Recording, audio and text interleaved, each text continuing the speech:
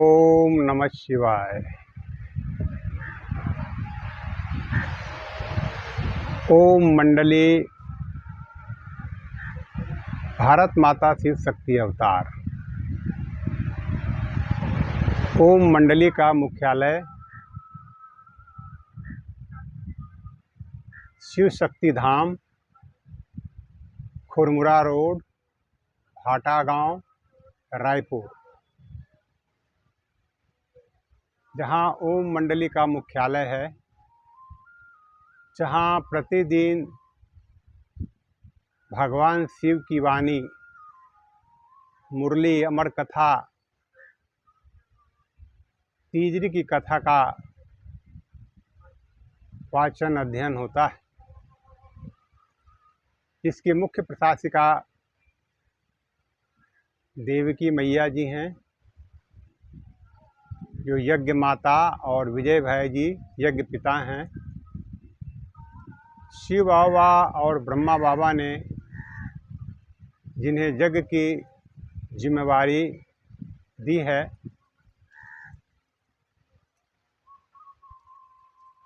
ओम मंडली चंद्रपुरा में इसी संस्था का एक शाखा है। अभी हम लोग ओंकार महाकाल मंदिर, प्राचीन राजयोग स्थल के निकट चंद्रपुरा पहाड़ी पर ओंकार महाकाल बाबा के सामने बैठे हैं। महाकाल बाबा की स्थापना पिछले वर्ष 2025 में सावन पूर्णिमा के दिन हुई थी। सभी बाबा के बच्चे शिव शक्तियाँ और पांडवों के द्वारा बाबा ने सेवा अर्थ स्थापना का कार्य करवाया। 26 नवंबर 2023 को जब शिव बाबा, ब्रह्मा बाबा परम धाम और सूक्ष्म लोक से देवकी मैया जी के तन में प्रवेश कर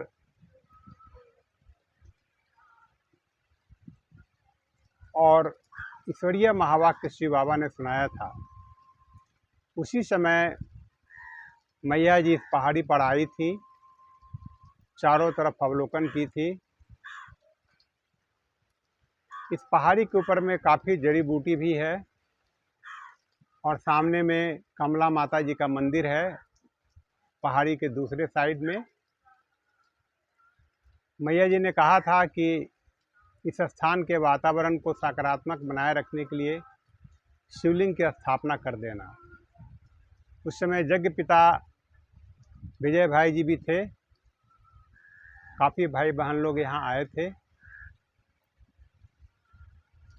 25 नवंबर 2023 को मैया जी ने कहा था कि शिवलिंग की स्थापना करना, और ठीक दूसरे दिन शिव बाबा का महामिलन चंद्रपुरा के फुटबॉल ग्राउंड में हुआ था। यहाँ के परियोजना प्रधान, मुख्य अभियंता एवं परियोजना प्रधान श्री मनोज ठाकुर जी ने सारी व्यवस्था, सबों के रहने की, सारे सुख सुविधा की व्यवस्था करवाए थे। पूरे भारतवर्ष से भिन्न भिन्न स्थानों से बाबा के बच्चे आए थे। आसपास के गांवों से, बस्तियों से, दूर दराज से लोग भगवान शिव से मिलने, दर्शन करने और भगवान के महावाक्य को, अमर कथा सुनने के लिए उपस्थित हुए थे। शिव बाबा के मिलन के बाद जब ब्रह्मा जी जो सूक्ष्म वतन में वर्तमान में रहते हैं, वो भी शिव बाबा के साथ आए थे और उन्होंने इसी चंद्रपुरा में फुटबॉल ग्राउंड में महाकाल की घोषणा की थी कि दुनिया में तो अनेक पार्टियां हैं, लेकिन मेरा एक ही है सब कुछ संभालने वाला, और वो है महाकाल बाबा। और महाकाल बाबा के सामने कोई भी पार्टी टिकने वाली नहीं है, क्योंकि वो सृष्टि को चलाने वाला, अंतिम न्याय देने वाला है। तो इसीलिए शिवलिंग का नाम महाकाल रखा गया। और चूंकि बाबा ने बताया है कि ओम का उच्चारण प्रतिदिन 5 से 10 मिनट करना है और मन को मौन में रख करके परम धाम की यात्रा करनी है, तो बाबा का खास निर्देश है कि ओम से ही विश्व का परिवर्तन होगा। ओम ही विश्व परिवर्तन का आधार है। ओम ब्रह्मांड की मूल ध्वनि है। हर एक परमाणु के अंदर वाइब्रेशन, स्पंदन हो रहा है। अंतरिक्ष में भी ओम का गुंजन हो रहा है। तो इसीलिए नाम रखा गया है ओंकार महाकाल। अब शिवलिंग क्या है? शिवलिंग का मतलब है,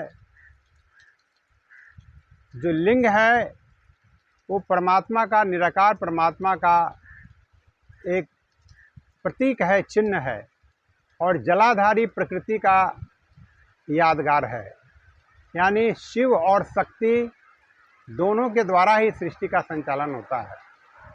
परम पुरुष और उनकी श्रेष्ठ रचना प्रकृति, ये है शिवलिंग का असली अर्थ।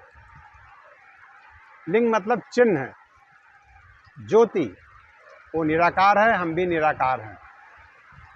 और उनके ऊपर जो एक पंचमुखी नाग होता है, वो बताता है कि अगर भगवान तक पहुंचना है तो ये जो काम, क्रोध, लोभ, मोह, अहंकार हैं, इस पर जब विजय प्राप्त करेंगे तभी आप शिव के नज़दीक पहुंच सकते हैं। त्रिशूल इस बात का सूचक है कि ब्रह्मा, विष्णु और शंकर, जिसमें दोनों तरफ ब्रह्मा और विष्णु का परिचायक है, और जो बीच में एक नुकीला जो बना हुआ है इस त्रिशूल के अंदर, जो ऊपर की तरफ है, वो अंतिम महाकाल शंकर का स्वरूप है। कि जब प्यार से बच्चे नहीं सुधरते हैं तो भगवान अपना वो महाकाल रूप धारण करते हैं, धर्मराज का रूप धारण करते हैं, और सुधार करके, परिवर्तित करके सभी बच्चों को उनका हिसाब किताब करके परम धाम ले जाते हैं। और ज़मीन में इसलिए गाड़ा गया है कि हमारी बुद्धि रूपी धरणी में ब्रह्मा, विष्णु, शंकर जब तक प्रैक्टिकल में नहीं समझ में आएंगे, तब तक हम उनको सच्चे दिल से याद नहीं करते हैं। बेलपत्र इस बात का सूचक है कि ब्रह्मा, विष्णु, शंकर तीनों ही भगवान शिव पर अर्पण हो जाते हैं। उसी का यादगार है बेलपत्र। आयुर्वेद के हिसाब से भी बेलपत्र को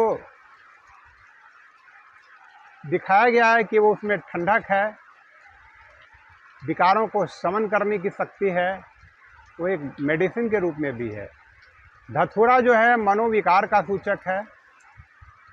ये जो काम, क्रोध, लोभ, मोह, अहंकार है, कांटे की तरह है, जो हमें अंदर से भी खोखला करता है और बाहर से। में आइए और आपको विस्तार से बताया जाएगा कि शिव जी, ब्रह्मा जी, आदि शक्ति और शंकर जी तीनों अभी प्रैक्टिकल में विराजमान हैं।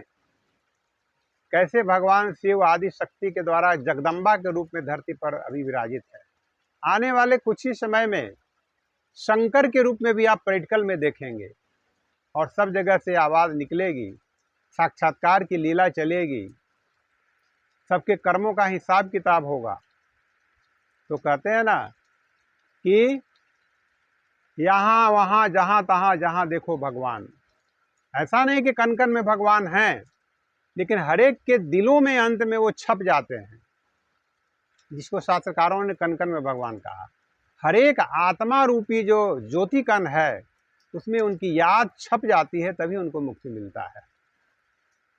और सभी कहेंगे कि मेरा बाबा आ गया। उस समय जाति भेद, धर्म भेद, संप्रदाय भेद, जितने भी भेद हैं, सबसे मुक्त होकर के एक भोलेनाथ को सभी याद करेंगे। प्रैक्टिकल में संसार में वो स्वरूप दिखेगा, जो कलंकीधर का रूप है, जो कल की अवतार के रूप में जो दुनिया उनको भी खोज रही है, वो इस सृष्टि पर आ चुके हैं। प्रत्यक्षता बहुत जल्दी होने वाली है। आप लोगों ने शिवरात्रि के बारे में इतना ध्यान से सुना, महाकाल क्यों कहते हैं, त्रिशूल का क्या अर्थ है। तो इस सारे आध्यात्मिक भाव को स्थूल रूप में भक्तों ने सजाया है, ताकि लोगों को उस दूरी तक पहुंचने के लिए इसी आधार से पहुंचे कि भाई इसका अर्थ क्या है जानो। अच्छा, ओम नमः शिवाय, ओम शांति।